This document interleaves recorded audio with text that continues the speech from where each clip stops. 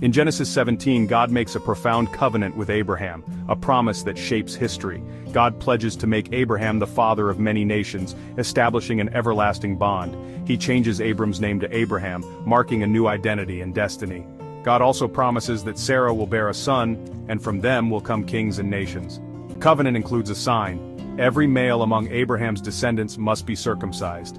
This act sets Abraham's family apart as God's chosen people. God's covenant is not just a promise but a commitment that will last through generations.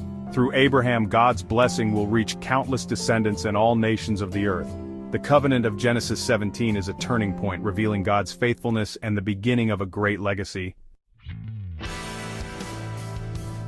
God also changes Sarai's name to Sarah. Sarah means princess. God promises that Sarah will be the mother of nations. This is amazing news because Sarah is very old. Abraham laughs when he hears God's promise. He just can't believe it's possible. But God reassures him. God can do anything. God's promise gives Abraham and Sarah new hope. They will have a child, and their descendants will be like the stars in the sky, just too many to count.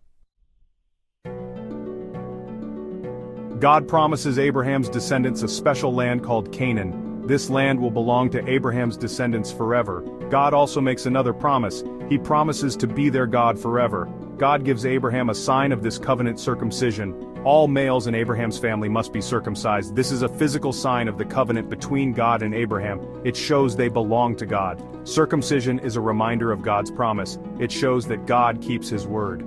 Abraham obeys God and gets circumcised. He trusts God completely.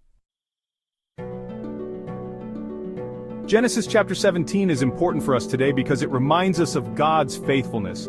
God keeps his promises even when we doubt. God asks us to trust him just like Abraham did. We can learn from Abraham's obedience and faith. Even when we don't understand, we can trust God's plan. Genesis 17 reminds us that God wants a relationship with us. He wants to bless us and make us a blessing to others. This chapter teaches us about faith, obedience, and God's amazing grace. If you enjoyed this video, don't forget to like, share, and subscribe. Hit the bell icon so you never miss an update. See you in the next one.